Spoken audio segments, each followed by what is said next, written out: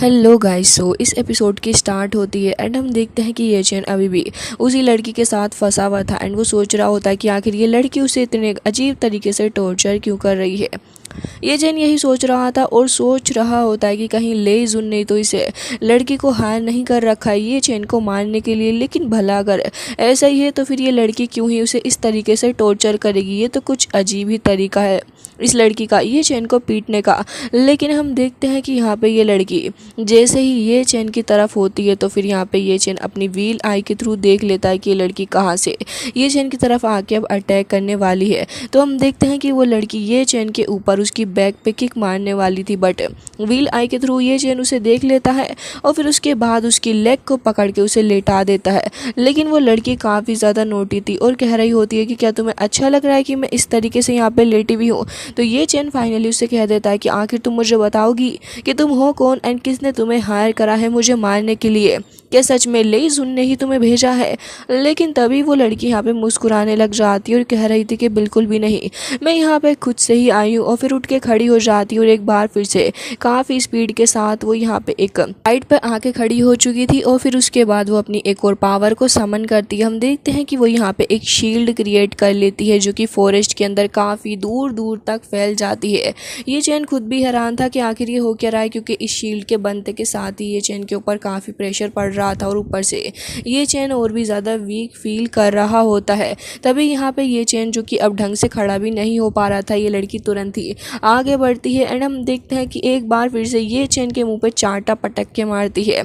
ये चैन बेचारा दूसरी ओर जाके धंस गया था, लेकिन वो दूसरी साइड से भी आती है। फिर एक बार फिर से ये चैन के मुंह पे चांटा दे के मारती है। बेचारा ये चैन ऑलमोस्ट फुटबॉल बन चुका था क्योंकि वो अब उसकी नेक के ऊपर भी मारती है। तो फिर ये चैन खड़े होने की कोशिश कर रहा था, बट यहाँ पे ये चैन की बैली के अंदर दे के मारती है, फिर बैक में। फिर एक बार फिर से बैक में क्या ही खतरनाक तरीके से वो ये चैन का टॉय बना के खेल रही थी। हालांकि मुझे ये सीन एक फाइटिंग सीन से ज़्यादा एक कॉमेडी सीन नज़र आ रहा था, भले ही ये चैन के मुंह से ब्लड ही क्यों ना आ गया हो। जिसके बाद हम देखते हैं कि वो लड़की यहाँ पे काफ़ी अजीब से वे में चलती हुई आ रही थी ये चैन की तरफ को ही। ये चैन उसे देख के कह रहा होता है कि ये लड़की क्वासी रियल्म से भी ज़्यादा पावरफुल मुझे लग रही है, किस अजीब ही टेक्निक का इस्तेमाल कर रही है। बट ये चैन उस शील्ड को फील कर लेता है। जब वो समझ चुका था कि शील्ड को तोड़ा जा सकता है तो वो अपनी थंडर एंड फायर की पावर का इस्तेमाल करता है एंड हम देखते हैं कि धीरे धीरे करके वो शील्ड चटकने लग गई थी। वो लड़की आगे बढ़ती जा रही होती है, लेकिन जब वो नोटिस करती है कि शील्ड ये तो अब चटक रही है तो फिर वो खुद भी हैरान थी एंड कह रही थी कि ये तो कुछ ऐसा हो रहा है जो कि मेरी उम्मीद से भी बाहर है। तभी ये चैन कह रहा था कि अभी तो देखते जाओ क्या होगा। एंड हम देखते हैं कि कुछ ही सेकंड्स के अंदर वो शील्ड टूट गई थी।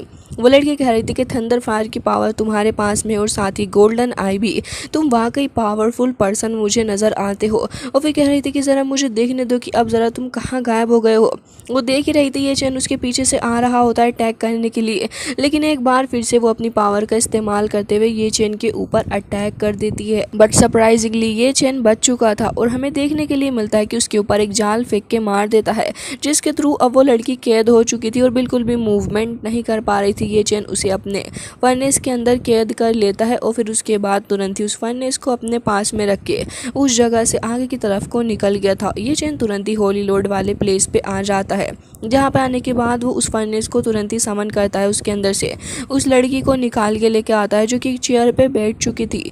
अब ये चैन उस फर्नेस के अलावा उस लड़की के पास से काफ़ी टेल्स भी उसे देखने के लिए मिलती हैं, जिससे कि ये चैन को डाउट हो रहा था कि सच में कोई असैसिन ही होगी और कह रहा था कि बताओ इतने सारे टेल्स तुम्हारे पास कहाँ से आए। लेकिन वो लड़की तो यहाँ पे एक इमोशनल ड्रामा करने लग गई थी। ये चैन को कह रही होती है कि आखिर तुम मेरे साथ ऐसा कैसे कर सकते हो, क्या तुम्हें बिल्कुल भी शर्म नहीं आ रही। एक नाजुक सी लड़की को तुमने इतने बुरे तरीके से कैद कर रखा है, ज़रा मेरी तरफ देखो मुझे कितना ज़्यादा हर्ट हो रहा है। एंड यहाँ पे ये चैन समझ चुका था कि लड़की कितनी ज़्यादा चालाक है। एंड यहाँ पे वो लड़की ये भी कह रही होती है तो क्या तुम मेरे पास आना चाहते हो।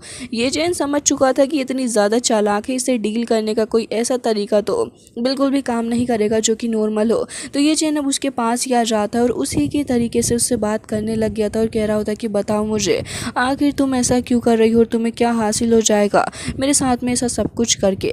ये चैन उसके और भी ज़्यादा पास आ जाता है तो वो लड़की अब ये चैन को देख के थोड़ा शर्माने लग गई थी। उसके नेक के ऊपर अपना हाथ डाल देती है और फिर बाद में उसकी ही लैब पे आके बैठ गई थी और कह रही होती है कि तो क्या सच में तुम्हें ये लग रहा है कि किसी ने मुझे भेजा है ताकि मैं तुम्हें मार सकूं? लेकिन ये चैन कह रहा होता है कि हाँ, लेकिन मुझे बताओ। उसकी बेली के ऊपर हाथ रख के उस आगे की तरफ को भी कर लेता है। कह रहा था कि ब्यूटी, क्या तुम मुझे बताओगी कि आखिर किसी ने तुम्हें यहाँ पे भेजा है? लेकिन वो तो और भी ज़्यादा शर्माने लग गई थी। ये चैन के साथ फ्लर्ट करने लग जाती और उसकी नेक के ऊपर बाइट भी कर लेती। ये चैन उसे पीछे को हटाता है। कह रहा था कि बताओ ऐसा क्यों कर रही हो? बट यहाँ पे एक और एम्बेरसिंग सीन क्रिएट हो जाता है जिसके चलते ये चैन थोड़ा घबरा चुका था, लेकिन वो लड़की और भी ज़्यादा पास ये चैन के आने लग गई थी। लेकिन इतनी ही देर में हम देखते हैं कि यहाँ पे एक बंदा आ जाता है जो कि कह रहा था कि होली लॉर्ड टियांजू पेट्रियाज आपको बुला रहे हैं, बहुत ही ज़्यादा अर्जेंट कोई काम है। तभी ये चैन उस लड़की को पीछे हटा देता है और फिर उसके बाद उसको अपने फर्नेस के अंदर भी रख लेता है और फिर उस जगह से जा रहा था सोचते हुए कि आखिर ये लड़की ऐसा क्यों कर रही है। तभी यहाँ पे पेट्रियाज के सामने आके ये चैन खड़ा हो चुका था जो कि बहुत ही ज़्यादा परेशान थे। अब यहाँ पे पेट्रियाज उनसे माफ़ी मांग रहे होते हैं, कह रहे थे कि मुझे प्लीज़ माफ़ कर दीजिए कि मैं इस वक्त यहाँ पे आया हुआ हूँ, लेकिन मैं क्या ही करूँ, मैं परेशान था।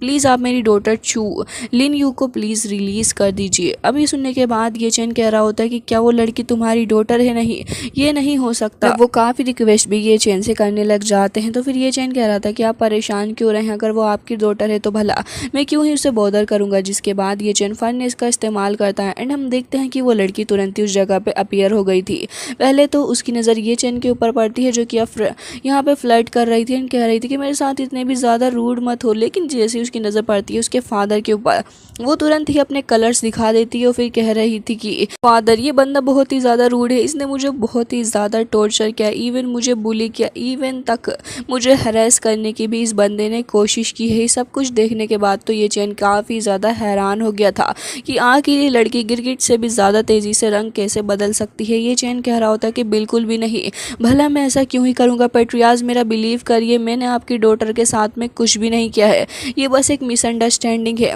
लेकिन तभी वो अपने फादर को और भी ज़्यादा पोक करते हुए कह रही थी कि क्या मिसअंडरस्टैंडिंग के अंदर तुमने मुझे रुलाया, तुमने मुझे इंसल्ट किया और यहाँ तक कि मुझे हैरेस किया मेरी बॉडी के पार्ट्स को टच करके।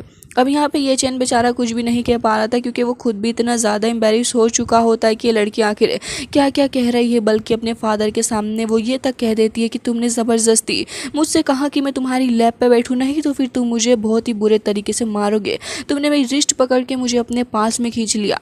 ये सुन के तो यहाँ पे अब और भी ज़्यादा गुस्सा पेट्रियाज को आ जाता है। भले ही होली लॉर्ड क्यों ना उसके सामने खड़े हो, लेकिन सवाल अब उसकी डॉटर का था तो भला वो कैसे चुप रह सकता था। यहाँ पे वो और भी ज़्यादा ड्रामेबाजी करने लग जाती और अपने मगरमच्छ के आंसू भी दिखाते हुए रो रही थी और कह रही होती कि फादर, इस बंदे ने मेरी इनोसेंस का फ़ायदा उठाया, क्या आप इससे कुछ नहीं कहेंगे।